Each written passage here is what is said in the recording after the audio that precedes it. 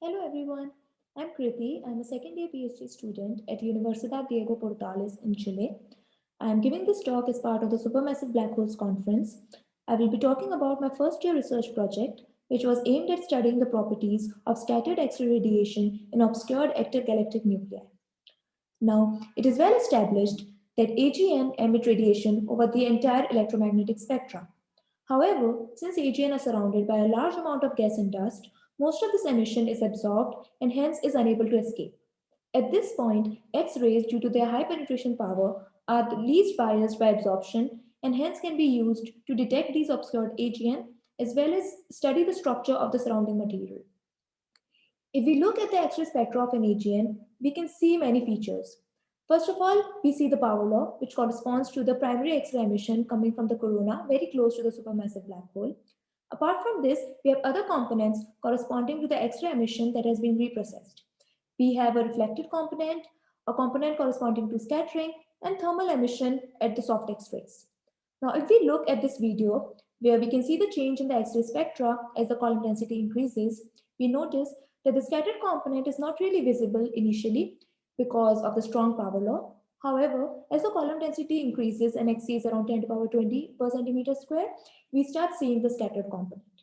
Now, since the main aim of my work was to study the scattered component, I had to use a sample of obscured AGN. Moving to the motivation of my work, I wanted to study the properties of Thomson scattered radiation. This is basically depicted by Fscat, which is a parameter which is equal to the ratio of the scattered radiation with respect to the primary X-ray emission. It can be used to understand the effects of obscuration as well as study the structures of inner regions of AGN, which are otherwise very hard to probe. We wanted to see how the scattered radiation depends on different physical properties of AGN, for example, the black hole mass, luminosity, column density, etc. For this, we used the 70-month SwiftPAT catalog, which consists of 838 hard X-ray selected AGN in the local universe. Out of these, 386 were classified as obscured AGN because of signatures of absorption in the X-ray spectrum.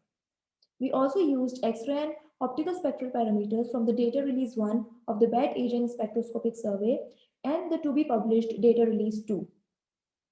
Based on this, the main result we got was this negative correlation between scattering fraction and column density. In the background, we have the data points from the data release. In the black and blue, we have the results from the survivor analysis and the Monte Carlo simulations. And the red line is the linear regression, which is significant based on the very low p-value. We also checked if this correlation is affected when we consider different bins of luminosity, black hole mass, and Eddington ratio. And based on this plot, we could conclude that the physical conditions of the AGN do not affect this correlation between scattering fraction and column density.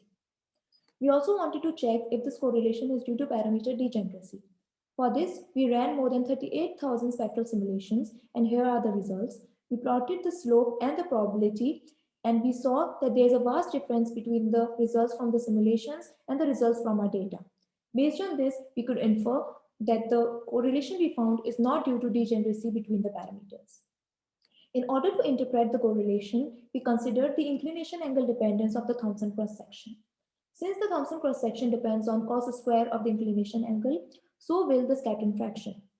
Now, if we consider this particular model of the AGN, where the inclination angle increases as the column density increases, and where we can find the covering factor of the torus based on the fraction of sources in a particular column density bin, we can plot the scattering fraction and the column density, and if we do so, we get a slope very similar to what we get from the data. Hence, we can conclude that it is possible that the correlation we found was because of the inclination angle dependence. Another possible explanation is that more obscured sources generally tend to have a higher covering factor of the torus.